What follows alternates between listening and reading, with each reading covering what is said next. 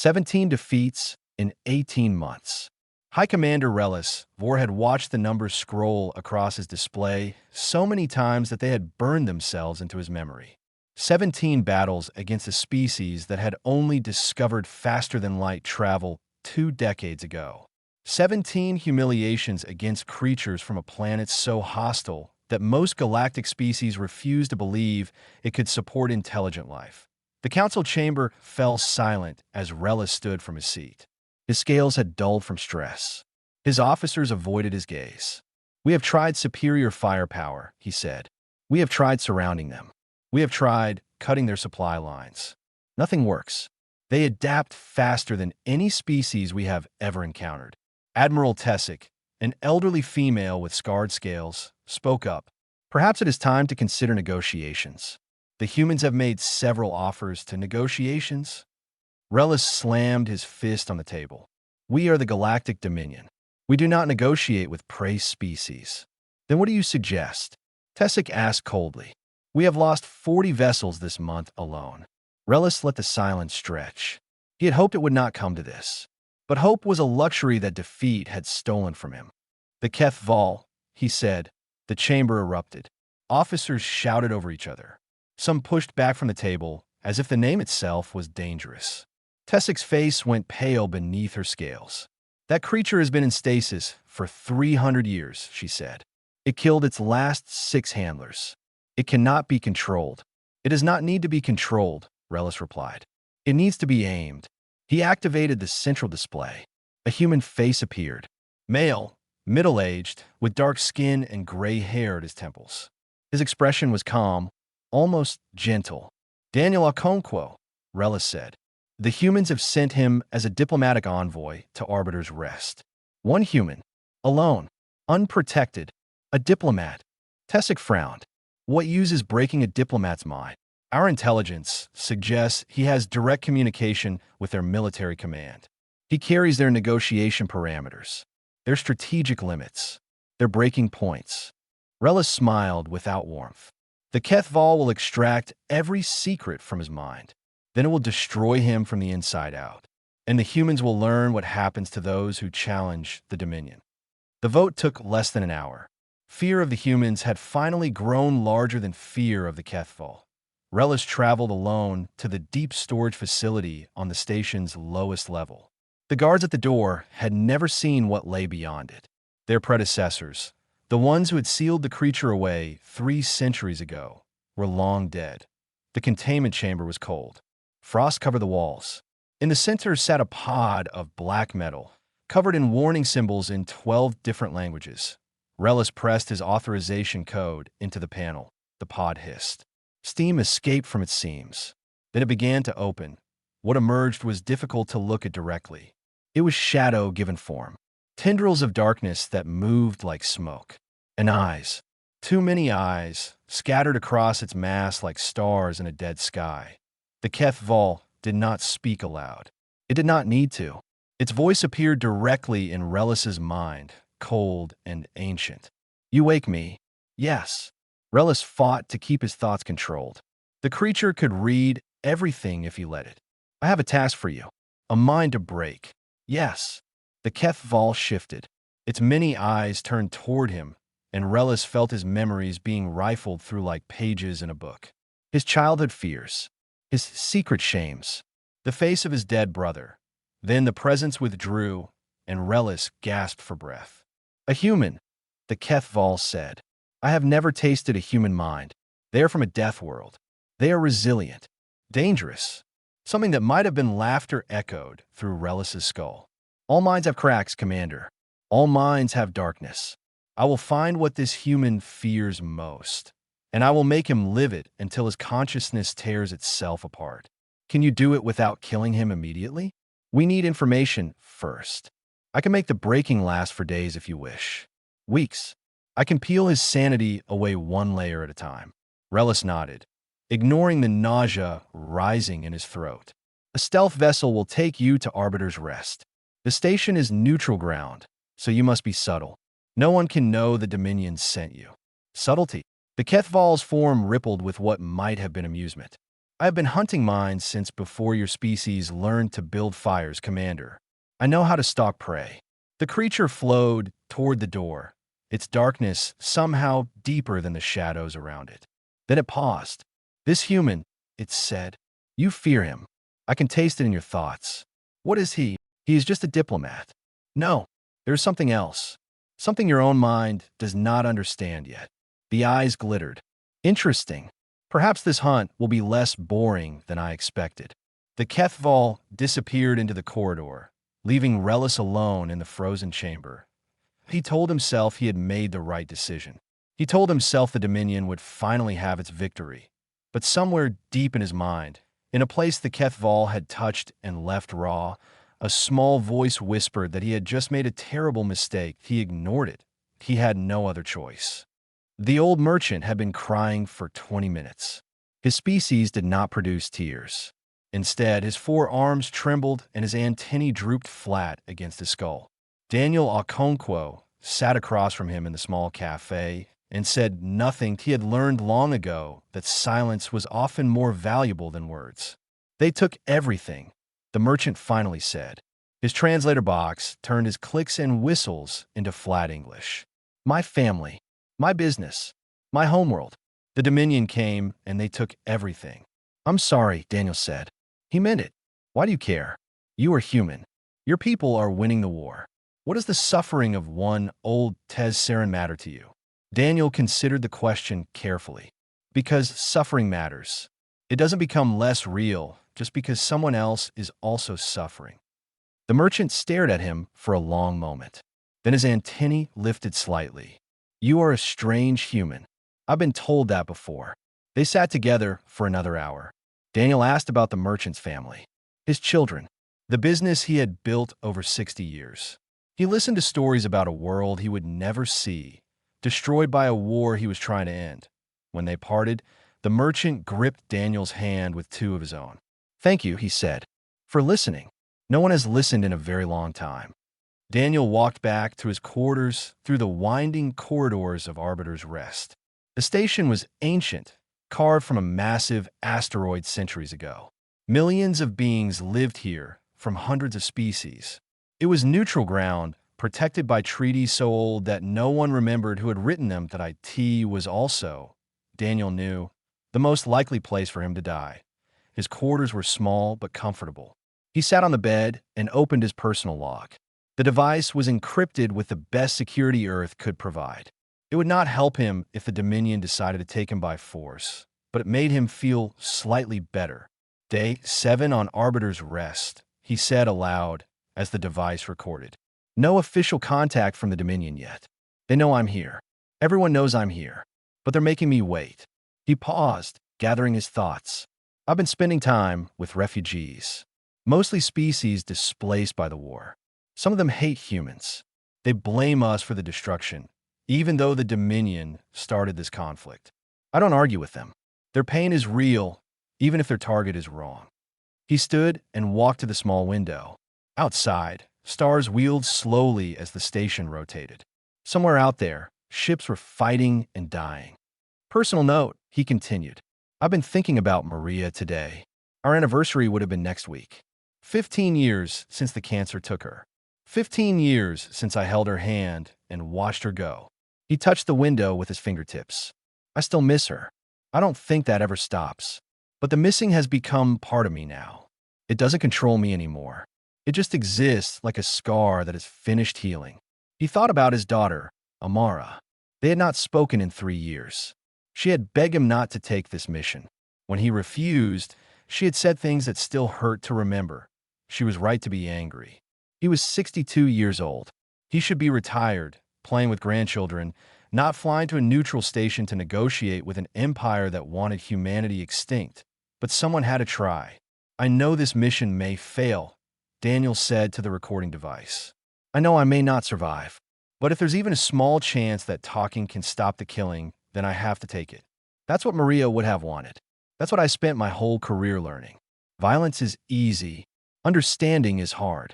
And hard things are the only things worth doing. He ended the recording and prepared for sleep. That was when he felt a pressure at the edge of his mind. a coldness that had nothing to do with temperature. The sensation of being watched by something that was not using eyes. Daniel stood very still. His years as a trauma counselor had taught him to recognize many things: fear, grief, rage, madness. But this was different. This was something outside his experience. Something was probing him, testing him, looking for a way in. He took a slow breath. Then another. He did not try to fight the presence. He did not try to flee from it. He simply acknowledged it, the way he had acknowledged thousands of painful truths in his career. "I know you're there," he said quietly to the empty room. "If you're here to talk, you're welcome. If you're here to hurt me, I won't stop you. But I'd rather talk." The presence hesitated. He felt its confusion like ripples in water. Then it withdrew, fading away into the darkness between thoughts. Daniel sat down heavily on his bed. His hands were shaking slightly, but he was not afraid. He had spent 30 years sitting with the worst pain humans could experience. He had held the hands of dying soldiers. He had talked suicidal teenagers through their darkest nights. He had witnessed grief and rage and madness that would have broken weaker people. Whatever had just touched his mind was powerful. That much was clear, but Daniel had already faced the worst thing possible. He had already lost everything that mattered, and he was still here till he lay down and closed his eyes. Sleep came slowly, but it came, and in the darkness of the station, something ancient watched him and wondered what kind of creature did not know how to be afraid. 3,000 years of hunting had taught the HFY patience. It had broken the minds of emperors who thought themselves gods. It had shattered warriors who believed fear was weakness. It had consumed the sanity of scholars who trusted in the fortress of logic. All minds are the same in the end. All minds had doors, and all doors could be opened. The human slept. His breathing was slow and steady. The HFY extended its consciousness like smoke under a door, sliding into the gap between waking and dreaming. The first layer was unremarkable. Surface thoughts, fragments of the day, the face of the old merchant, calculations about tomorrow's meetings, the taste of the strange food he had eaten for dinner. The HFY pushed deeper. Memories rose to meet it. A younger Daniel standing at a hospital bed, holding the hand of a woman with no hair. Cancer. The word floated up from the human's mind like a dead leaf. The woman was dying. The human knew it. He stayed anyway, talking to her, reading to her, sleeping in a chair beside her bed until the end came. This should have been a crack. This should have been a door. But the memory was not raw. It was not hidden. The human had looked at this pain 1,000 times. He had carried it with him, examined it, learned its shape. The grief was still there, but it had become part of him, like a bone that had broken and healed stronger. The HFY pressed further, confused now. Where were the hidden shames? Where were the buried fears? More memories. Daniel is a younger man, sitting across from a soldier who had seen terrible things. The soldier was shaking. He could not close his eyes without seeing blood.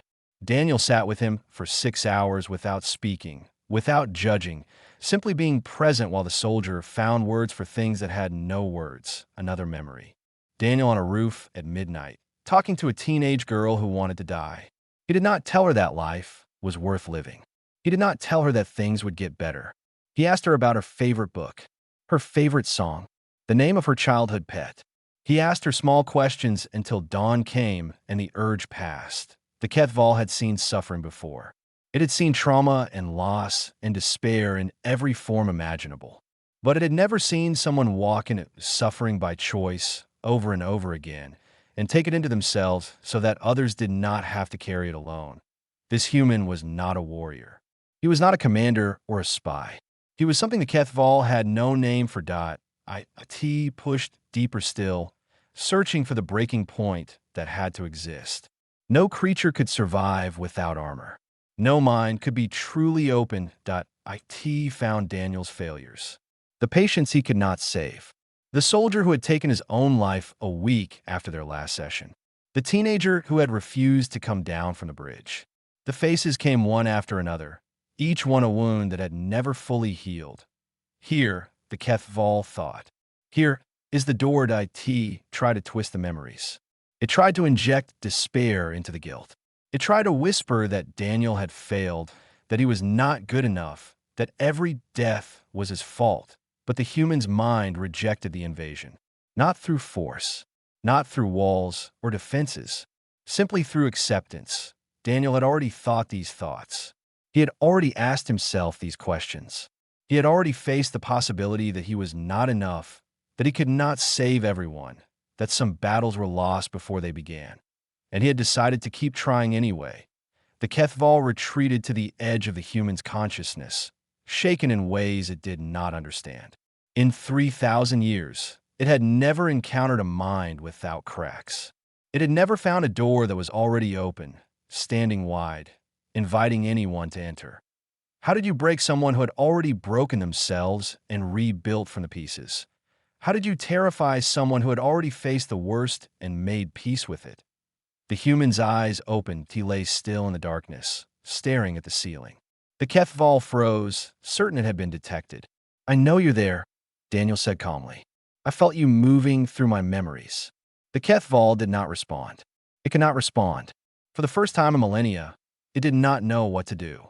"I don't know what you are," Daniel continued, "but I've felt watched before. I've sat with people whose minds were broken in ways that made them feel things that weren't there. I know the difference between imagination and reality. You're real." He sat up slowly, looking at the shadows in the corner of his room where the Kethval hid. "Whatever you're looking for, I hope you found it. And if you want to talk instead of dig, my door is open. It always has been." The Kethval fled. It flowed through the station's walls and corridors like oil through water, returning to its hidden ship in the docking bay. Its many eyes were wide with something it had not felt in 3,000 years. Fear, not of what the human could do to it. Humans were weak, fragile, short-lived, but fear of what the human represented. A mind without walls. A soul that had already walked through fire and emerged holding the ashes gently in its hands. The Kethval had been created to destroy. That was its purpose. That was its only reason for existing. But this human created something else.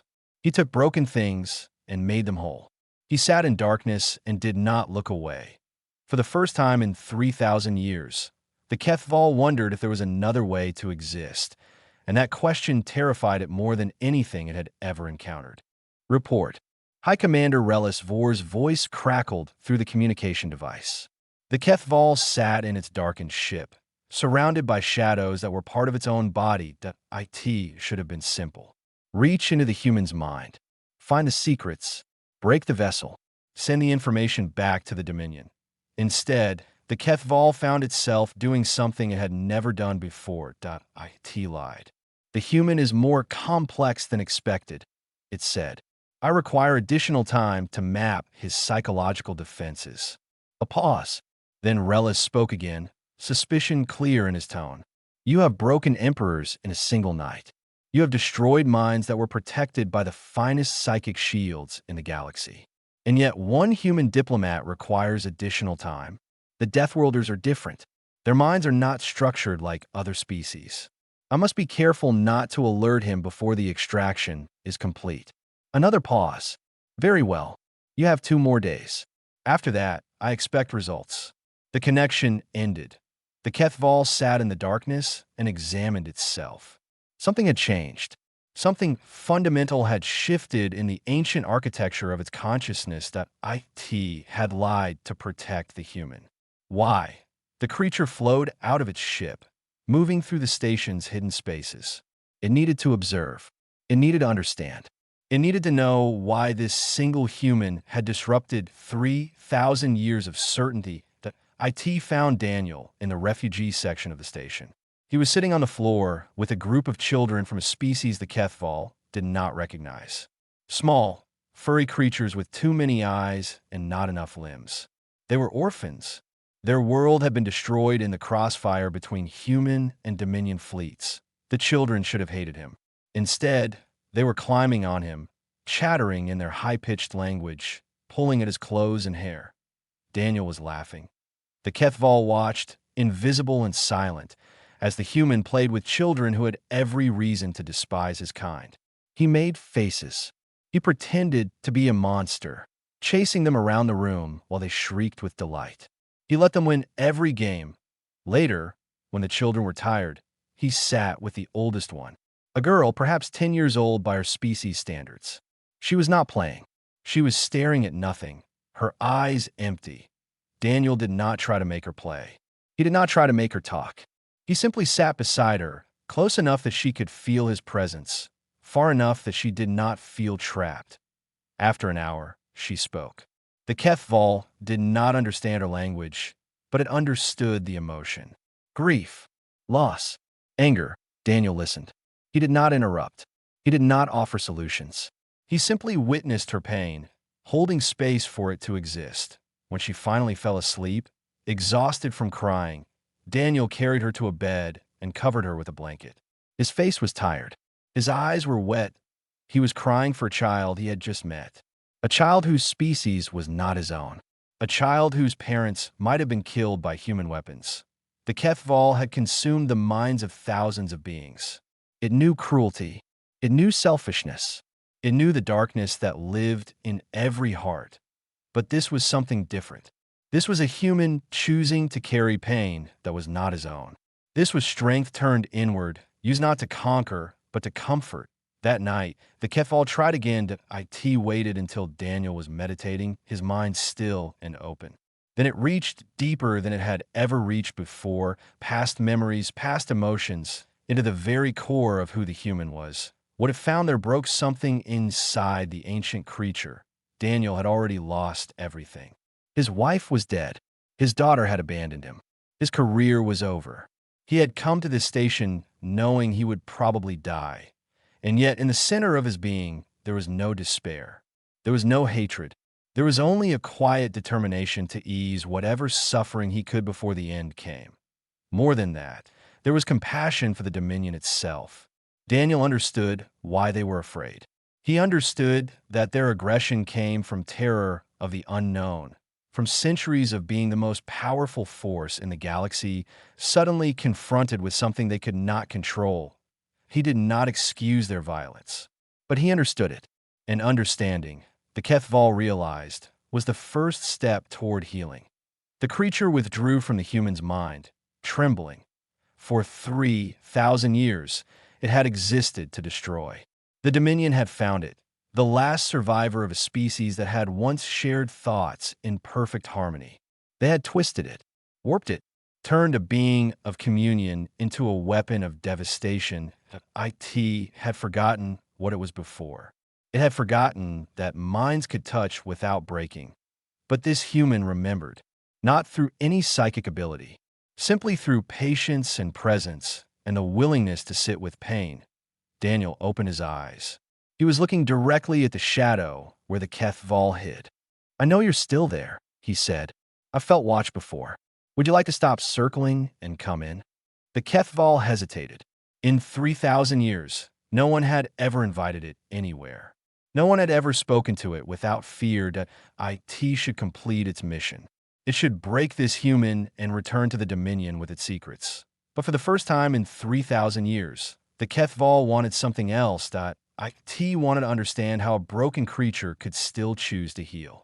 Shadows gathered in the corner of Daniel's quarters. They moved against the light, flowing together like water finding its level.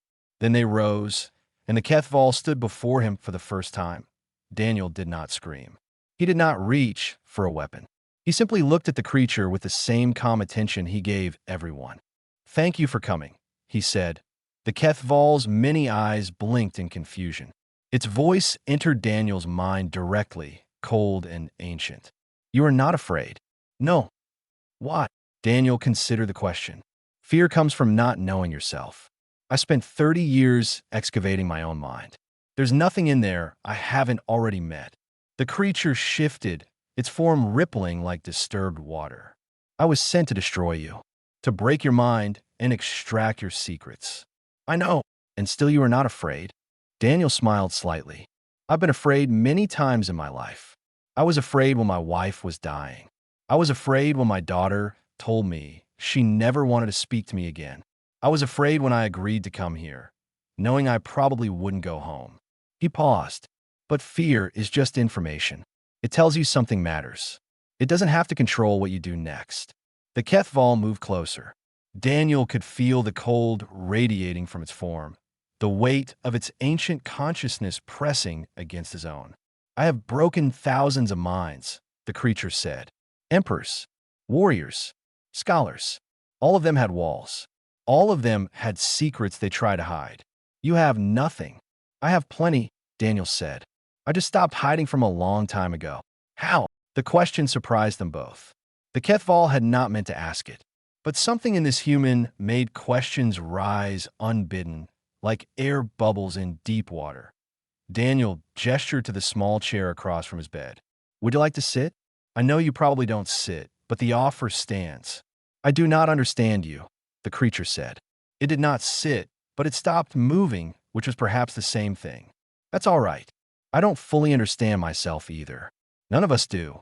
Silence stretched between them. Daniel waited. He had learned long ago that the most important conversations happened in silence.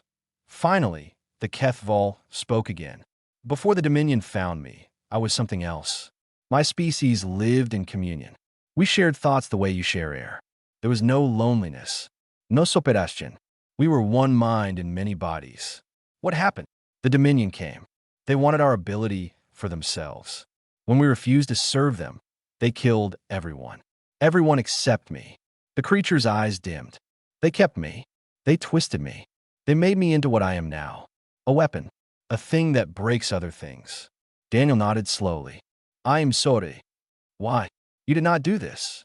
No, but suffering deserves acknowledgement, no matter who caused it. The Kethval was silent for a long moment. When it spoke again, its voice was different, smaller. I do not remember what I was before. Sometimes I catch fragments, feelings of warmth, connection, but they fade when I try to hold them. Trauma does that, Daniel said. It cuts us off from who we were. It makes us believe we are only what happened to us. Is that not true? No. Daniel's voice was gentle but firm. What happened to you is real. The pain is real, but you're not only your pain. You are also whatever comes next. I do not know what comes next. I only know how to destroy. Daniel leaned forward. That's what you were made to do. But being made for something doesn't mean you have to do it. Every moment is a choice.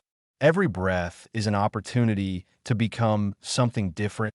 The Dominion will not allow me to become something different. Maybe not, but you're not with the Dominion right now. You're here with me, and I'm not going to ask you to break anything. The Kethval's form trembled. Then what do you want from me? Daniel smiled. It was not a happy smile, but it was real. I want to know what you want. Not what you were sent to do. Not what you were made for. What do you actually want? The question hung in the air. The creature had never been asked before. In 3,000 years, no one had ever cared what it wanted. I do not know, it finally admitted. That's okay. Not knowing is where every change begins. They sat together in silence. The human and the monster. The healer and the weapon. Two broken creatures finding, for just a moment, that they did not have to be alone in their brokenness. I was supposed to break you, the Kethval said finally. I know. I cannot. I know that too. What happens now? Daniel looked at the creature with something that might have been compassion. Now you have to choose. The Dominion will want their weapon back. They'll come for you eventually. You can go back to them. Or you can stay here and figure out what you want to become. If I stay, they will send others. Soldiers. Ships. They will destroy this station to get to you. Maybe. Or maybe they'll decide one diplomat isn't worth the cost. Daniel shrugged. Either way, I'd rather die next to someone who chose freedom than live surrounded by people who never had the chance. The Kethval's many eyes focused on him. You would die for my choice. I die for a lot of things. But yes, a creature choosing to be more than its programming, that's worth something. That's worth everything. For the first time in 3,000 years, the Kethval felt something warm stir in the darkness of its being. It did not have a word for it yet, but it thought perhaps the word might be hope.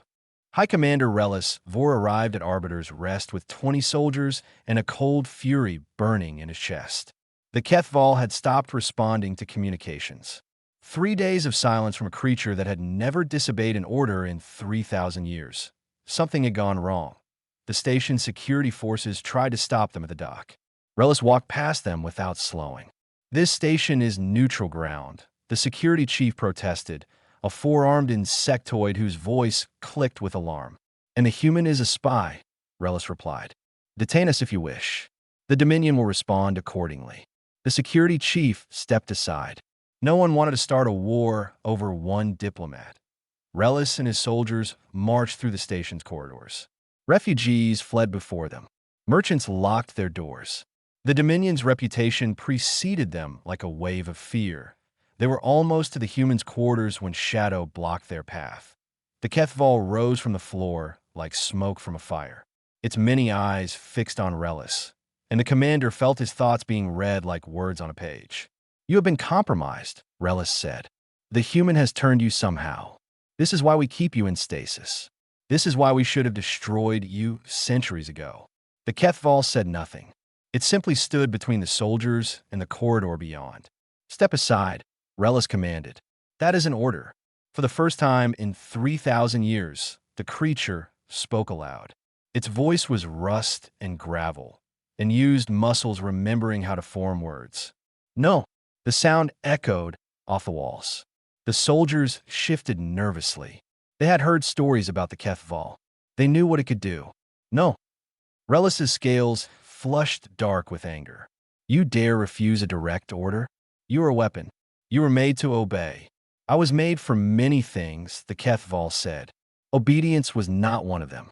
That came later, after you killed everyone I loved, after you twisted what was left of me into something useful. Relis drew his sidearm. Then I will destroy you and complete the mission myself. The Kethval's eyes glittered. Before you fire, Commander, let me tell you what I see in your mind. Relis froze. I see a child who watched his father beaten for questioning orders. I see a young officer who reported his best friend for sedition to protect his own career. I see a commander who sends soldiers to die in battles he knows cannot be won, because admitting defeat would end his ambitions. The creature moved closer. Relis's hand trembled on his weapon. I see the face you imagine when you close your eyes. The prisoner you executed personally because she smiled at you and it made you feel small. I see every secret you have ever kept, every shame you have ever buried, every fear that wakes you in the night. Stop, Relis whispered. I could tell your soldiers. I could tell the council. I could break you the way you wanted me to break the human. Then do it. Finish this. The Kethval paused. When it spoke again, its voice had changed. Softer, almost sad. No, that is what I was made to do. It is not who I choose to be. A door opened behind the creature. Daniel Okonkwo stepped into the corridor. He was unarmed. He looked tired but calm. Commander, he said, you came all this way.